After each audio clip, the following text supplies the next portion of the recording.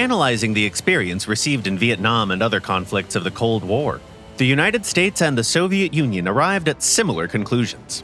The fighter jet of the future needed to have excellent speed and maneuverability, a long operational range, advanced guided weapons, and the capability to complete missions at any time of day and in any weather. However, developing an ideal versatile aircraft would have an insane price tag. So both engineering schools realized that they needed to have two fighters for that purpose. One light, another one heavy. The USSR wanted the light machine to have excellent maneuverability, low mass, a high thrust-to-weight ratio, and an arsenal of unguided armament to destroy ground targets. That list basically meant that operational range was going to be sacrificed. Multiple design teams set about the development, but pretty soon the leading role was taken over by the Mikoyan and Gurevich Bureau, or MiG for short.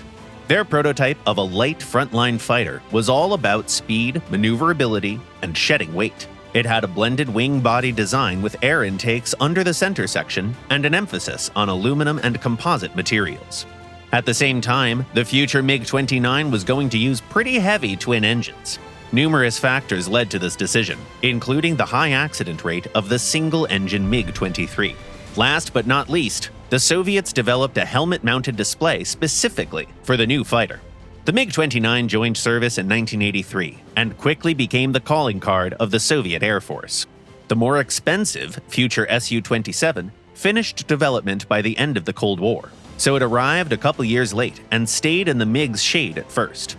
While the original plan was to have a 60-40 ratio between MiG and Su fighters, time showed that heavy machines had an advantage. The MiG-29 saw its first combat use during the Gulf War. Iraqi MiGs managed to hit a few aircraft of the Western coalition, but they had neither the armament capability nor the combat range to even delay the inevitable defeat. Of course, fighters and their performance weren't the only reason. The Western militaries employed airborne warning and control systems, and their F-15 and F-16 aircraft had much more advanced equipment. After the reunification of Germany, Soviet fighters had a chance to prove their worth in close combat against Western planes during training missions. However, the MiGs could only show their full potential in some highly specific conditions. One of the final nails for the MiG-29 was the spreading use of active radar homing missiles like the AIM-120 and the R-77. Back in the 2000s, Russian engineers showed that the fighter could be upgraded with more advanced avionics and armament to shorten the technological gap and push its performance closer to that of the F-16. But its short combat range and other flaws outweighed, so the MiG-29 has been more of a spare since.